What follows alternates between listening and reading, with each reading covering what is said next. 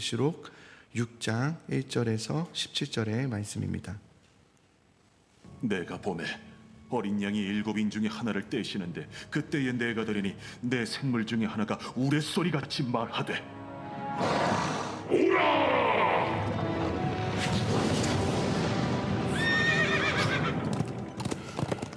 이에 내가 보니 흰 말이 있는데 그 탄자가 활을 가졌고 면류관을 받고 나아가서 이기고 또 이기려고 하더라. 둘째 인을 떼실 때에 내가 들으니 둘째 생물이 말하되 오라! 이에 다른 붉은 말이 나오더라.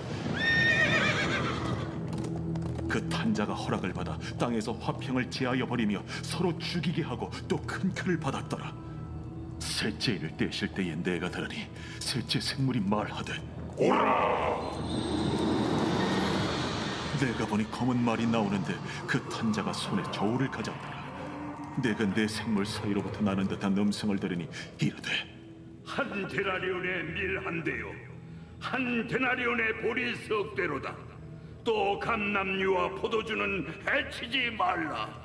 넷째 인을 떼실 때에 내가 넷째 생물의 음성을 들으니 말하되 하기로 내가 보매 청황색 말이 나오는데 그 탄자의 이름은 사망이니 음부가 그 뒤를 따르더라. 그들이 땅 4분의 1의 권세를 얻어 검과 흉년과 사망과 땅의 짐승들로서 죽이더라.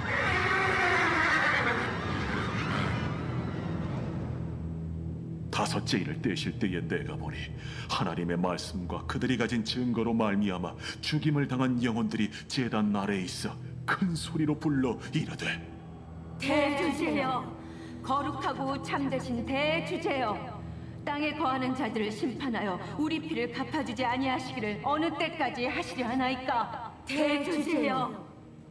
각각 그들에게 흰 두루마기를 주시며 이르시되 아직 잠시 동안 쉬되 그들의 동무 종들과 형제들도 자기처럼 죽임을 당하여 그 수가 차기까지 하라 하시더라. 내가 보니 여섯째 인을 떼실 때에 큰 지진이 나며 해가 검은 털로 짠 상복같이 검어지고 달은 온통 피같이 되며 하늘의 별들이 무화과 나무가 대풍에 흔들려 설익은 열매가 떨어지는 것 같이 땅에 떨어지며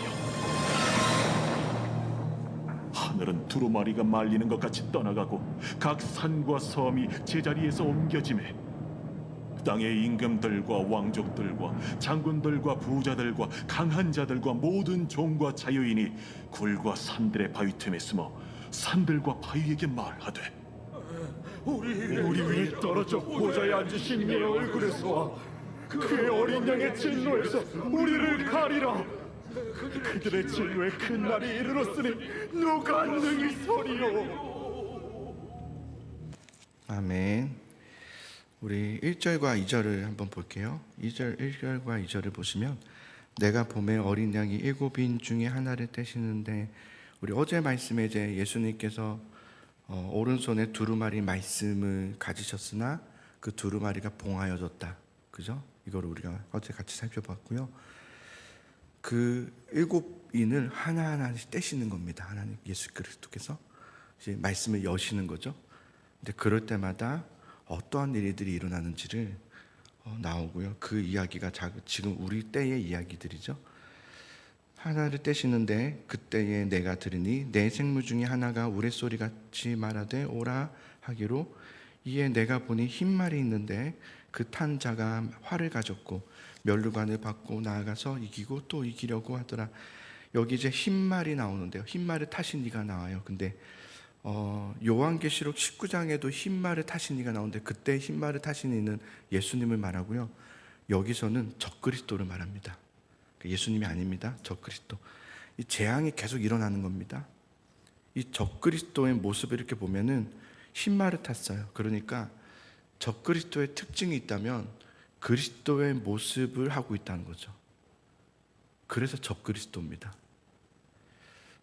그들은 사람들을 미혹하는 겁니다. 그리고 흉내를 내고 예수님 이야기도 하고 십자가 이야기도 하고 신비한 체험을 하기도 합니다. 그래서 사람들이 이 마지막 때죠, 종말의 때죠, 지금 이럴 때에 여기도 교회인가 하면서 다니는 이들이 생기게 됩니다. 교회가 많지만 참 교회가 있죠.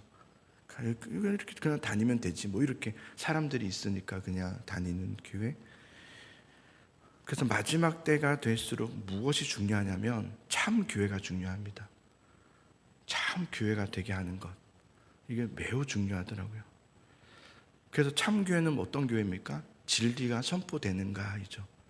정말 진리가 선포되는가, 정말 그 그리스도의 말씀 그대로 전달되고 전해지고 그게 받아들여지고 그런 은혜가 있는가이죠.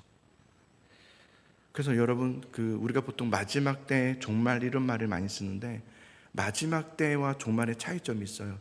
마지막 때는 말 그대로 예수님이 다시 오시는 그날을 마지막 때라고 그러고요.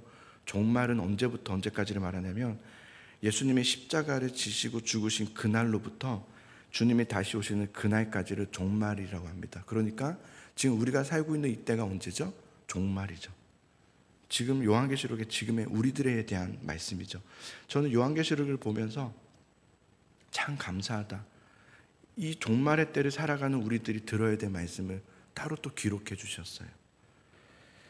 지금 우리가 살아가고 있는 이 종말 때 무엇이 출현되는가? 적그리스도들이 계속해서 출현됩니다. 적그리스도들이. 그리고 많은 사람들을 유혹하고요, 미혹하고요. 이게 종말인가 하고 따라오게 하고요. 그리고 그 적그리스도는 계속해서 유혹을 통해서 이기는 삶을 살려고 합니다. 그래서 사람들을 무너뜨리는 거죠. 첫째인을 떼자, 봉인된 첫째인을 떼자, 그런 일이 일어난다. 둘째인, 3절과 4절인데요. 둘째인을 떼자 붉은 말이 나옵니다. 붉은 말을 탄 자가 허락을 받았다. 누구에게 허락받았냐면 하나님께. 하나님께 허락받아서 이 붉은 말을 탄 자가 무엇을 하느냐? 악한 것들이죠. 다 악한 영들을 말해요. 화평을 제하여 버리고 서로 죽이게 하고 또 큰 칼을 받았다. 이렇게 되어 있습니다. 3절과 4절에 하나님께 허락을 받아서 우리는 질문할 수밖에 없죠. 왜 하나님은 이 종말의 때에 힘듦을 허락하셨는가? 사실은 이 인 하나하나 떼는 이야기는 설교 하나하나가 돼야 되는데요. 간단하게 말씀드리면 우리를 단련시키기 위해서, 하나님 허락하신 이유, 우리를 온전케 하시기 위해서 이 힘듦을 허락하셨다. 자, 세 번째 인을 떼십니다. 5절과 6절이죠. 여긴 검은 말이 나옵니다. 이 검은 말은 기근을 상징합니다. 기근.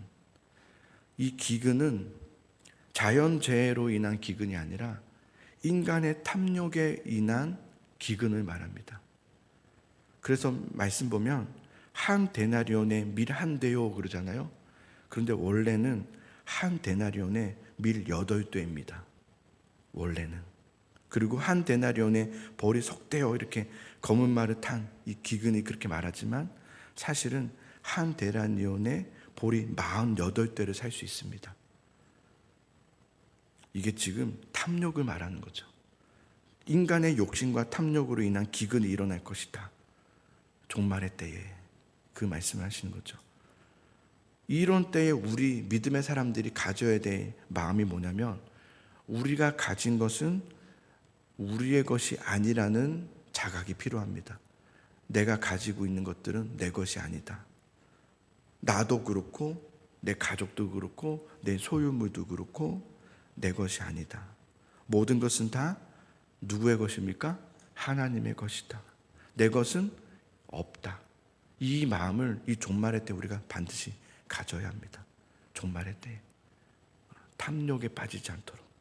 네 번째 인을 떼시자 7절과 8절입니다. 이번엔 청황색 말이 나오죠. 청황색이 어떤 색상이냐면 죽은 시체에게서 나오는 색상이죠. 죽은 사람이 사실은 이 색깔이 바뀌죠. 그래서 청황색의 말은 사망을 상징합니다. 사망. 그런데 8절에 보시면 이 사망이 이 땅의 4분의 1의 권세를 얻었다 이렇게 되어 있어요. 이 땅의 4분의 1의 권세를 얻었다. 그리고 검과 흉령과 사망과 땅의 짐승들을 죽이더라. 이 사망의 어두운 영적 권세의 영들이 땅의 4분의 1의 권세를 얻어서 죽이고 있는, 사람들을 죽이고 있는 사망이죠. 이것은 어떤 의미냐면 이 종말의 때는 이미 하나님의 심판이 시작되었음을 의미합니다. 그러니까 지금의 우리가 사는 이 시대가요, 종말의 때다 그러잖아요. 곧 한편으로 말하면 하나님의 심판이 이미 시작된 때라는 거예요. 지금의 우리 사는 세대는 그런 세대입니다. 두려운 일이죠. 그러나 반대로 생각해 보십시오. 땅의 4분의 1이 영적 권세들에게 주어졌다면 땅의 4분의 3은 남았다는 거죠. 하나님이 우리들에게 땅의 4분의 3을 남게 하심으로 회개하여 돌아올 수 있는 기회를 주고 계시죠. 그래서 우리는 땅의 4분의 1이 막 그랬다가 아니라 4분의 3을 남게 하심으로 지금이라도 하나님 앞에 전심을 다해 회개하며 돌아가야 되겠다라는 마음을 딱 가져야 되죠. 그래서 남은 자들인 우리들이 이 땅에서 어떻게 살아가야 되는 거냐 하면, 그런 지금 이 종말의 때가 그런 시대이기 때문에 우리는 어떤 일에든지 앞서지 마셔야 됩니다. 말이 앞선다거나 판단이 앞선다거나 내가 뜻을 정하시면 안 됩니다. 항상 먼저 하나님의 뜻을 먼저 정하셔야 돼요. 그리고 하나님의 그 뜻에 순복하셔야 돼요. 순복, 복종. 말씀을 나는 이만큼 알아, 이렇게 그치시면 안 되고요. 말씀을 아는 것에서 그치지 않고 복종함으로, 순종함으로 그 말씀 앞으로 나아가셔야 합니다. 그래서 하나님의 뜻하심과 일하심이 계속해서 드러날 수 있도록 그 사명을 감당하는 자들이 바로 교회이고 우리들입니다. 꼭 기억하시기 바랍니다. 우리 이제 한번 해보는 거예요. 내가 먼저 앞서고, 내가 먼저 정하고, 내가 먼저 이렇고 저렇고 하는 것이 다 내려놓고 주의 뜻에 복종합니다. 주의 뜻에 복종합니다 하고 나가는 거죠. 다섯째 있는 때 시작 9절부터 11절의 말씀이죠. 하나님의 말씀과 그들이 가지신 증거로 말미암아 죽임을 당한 영혼들이 제단 아래에 있다, 이렇게 써요. 이 제단이라는 것은요, 제물을 죽여서 드리는 제단을 말합니다. 이거 꼭 기억하셔야 돼요. 죽여서 드리는 제단입니다. 그냥 이렇게 드리는 제단이 아니라 죽이고 나서 드리는 제단. 그렇기 때문에 이 제단에는 우리의 살아있는 생각과 경험과 내 과거와 감정과 관계와 이견이 있을 수 없습니다. 우리는 죽었기 때문에. 그죠? 그 제단입니다. 그런데 현대 교회들을 보시면 왜 교회가 시끌시끌한지 아십니까? 내가 살아있는 거예요, 아직도.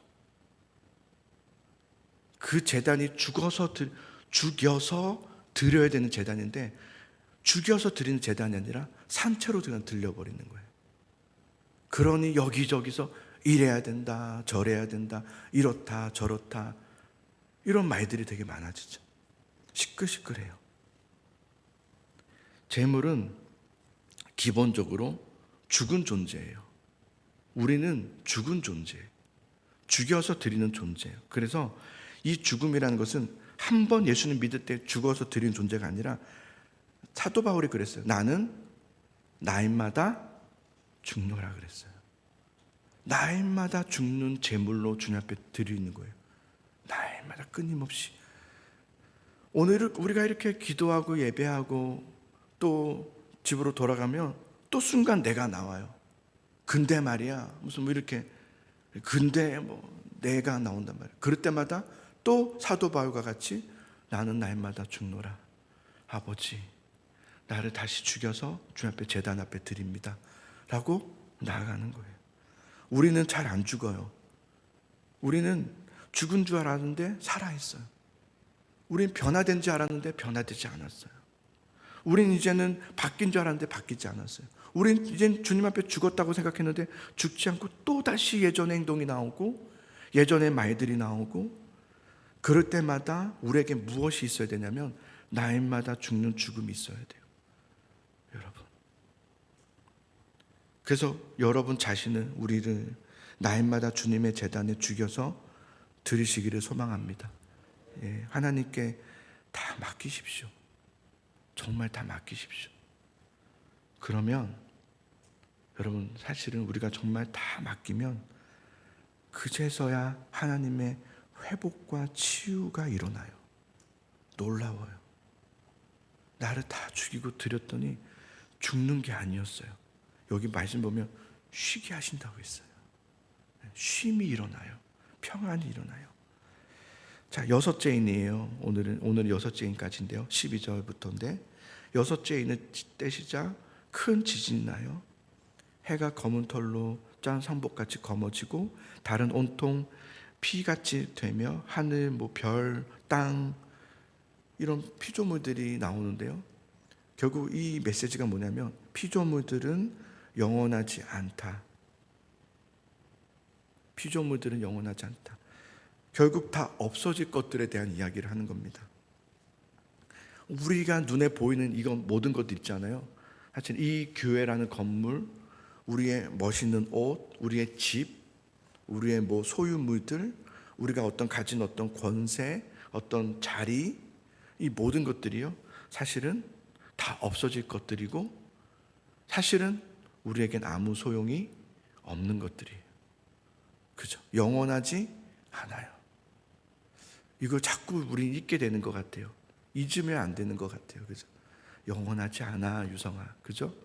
영원하지 않아, 이거. 영원하지 않아. 그렇다면 무엇이 영원합니까? 하나님의 말씀. 그리고 주님의 일하심. 주님의 역사심이 영원하죠. 그러니 이 종말의 때를 살아가고 있는 우리들이 해야 할 것은 더 남들보다 가지지 못한 것에 대한 슬픔과 더 내가 남들보다 건강하지 못한 것에 대한 괴로움과 내가 더 부유하지 못한 것, 더 높아지지 못한 것, 더 커지지 못한 것에 대한 애통함이 아니라 오늘 이 종말의 때를 살아가고 있는 내가 그리스도인으로서 온전함으로 살지 못함을 회개하며 돌이키며 오늘도 주님 앞에 나는 죽고 나를 죽이고 주님 앞에 제단으로 나아가는 그 삶, 그 삶을 살아가는 것. 그래서 땅끝까지 이르러 주님의 증인된 삶을 살아가는 것, 이것이 우리의 사명이구나라는 생각을 하게 돼요. 여러분 오늘 이 말씀을 꼭 기억하시고 이 사명 잊지 마시고 사시는 우리 모두가 될 수 있기를 간절히 축복합니다.